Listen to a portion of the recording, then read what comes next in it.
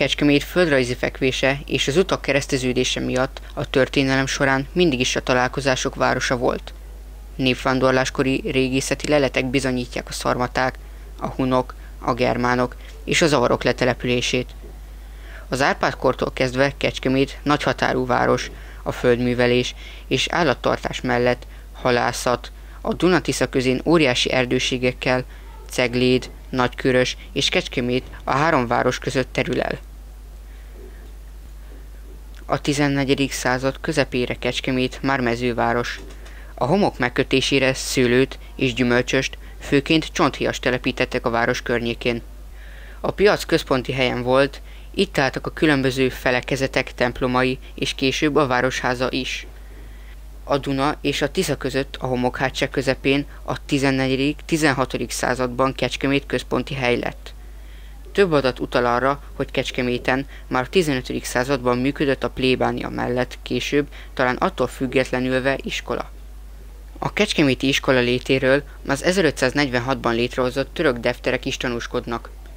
1720-ban sor került a város legrégibb, eredetileg gótikus épületének, a Ferences templomnak, Barátok templomának átalakítására, majd 1736-ban annak a rendháznak a megépítésére, amely ma a városközpont egyik dísze, a Kodály Intézet a két templom közben. Kodály Zoltán kecskeméti születésű zeneszerző, népzenekutató, zenepedagógus. Egyik legnagyobb művét, a Psalmus Hungaricust Kecskeméti Vég Mihály, az 55. Zsoltár fordítója, 16. századi énekszerző szövegére írta. A Psalmus Hungaricus emlékmű Szemők Zsuzsanna szobrászművész alkotása, amely a két templom köznél található. A Barátok temploma mellett egy kis kápolna állt a város egyik legkorábbi, középkori építészeti emléke, a romkert. Ugyancsak 1720-ban kezdték meg a pioristák a város legjelentősebb barokk épületegyüttesének kialakítását.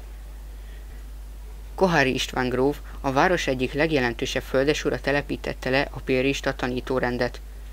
Városunk szülötte, Katona József drámaíró is itt végezte tanulmányait. A pioristáknál gyarapította tudását 1832-től 34-ig Klapka György, a szabadságharc tábornoka. Hornyik János városi főjegyző, levéltáros, történetíró és a piarista gimnázium tanulója volt. A piarista rendház mai balszárnyának építését 1725-ben fejezték be barokk belsővel, méltán híressé vált templomunkat 1724 és 1730 között emelték, amit Meyerhofer András tervezett. A lélekszámban rohamosan gyarapodó város 1772-ben kezdte meg Oswald Gáspár tervei alapján az Alföld legimpozánsabb egyházi létesítményének, a nagy templomnak az építését. A 18. században a nagy pestis járvány, a fekete halál rettegésben tartotta a várost.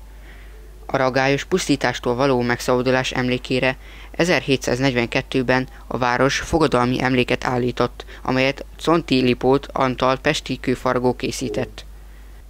A Szent Háromság szobor a barokkos motivumokkal bővelkedő Katona József színház bejáratánál található.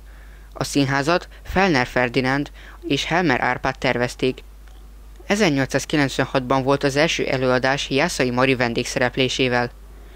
A reformkor idején az egyházak és az iskolák fontos szerepet kaptak a mezőváros életében.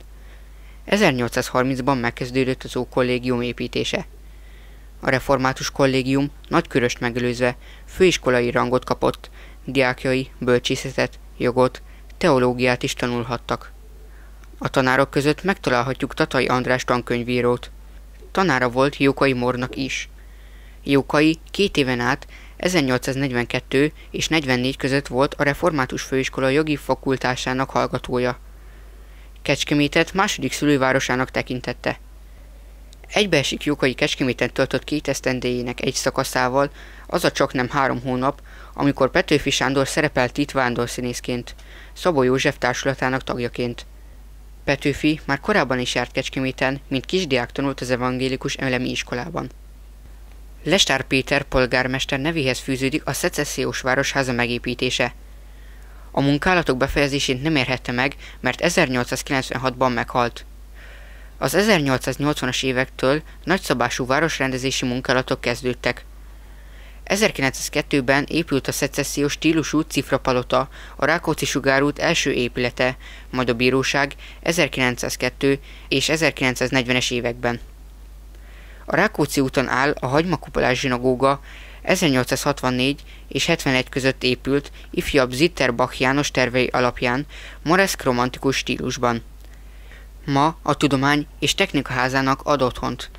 Mende Valér tervezte új kollégium a Szabadságtér ligetes parkja mentén látható a Református Általános Iskola és Gimnázium hajléka.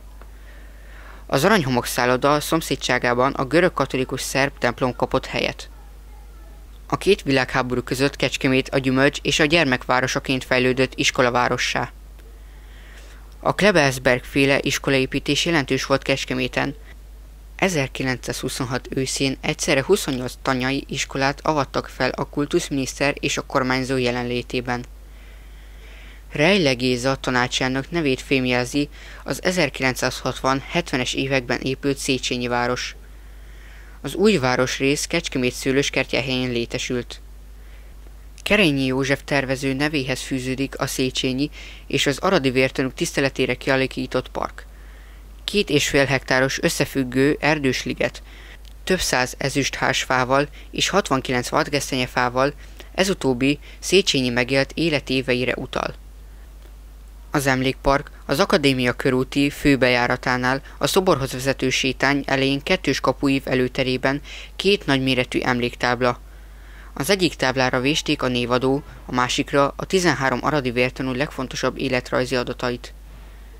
A park mellett a Lánchíd utcában, a Planetárium szomszédságában épült Oszip András tervezésében a Lánchíd utcai sport általános iskola.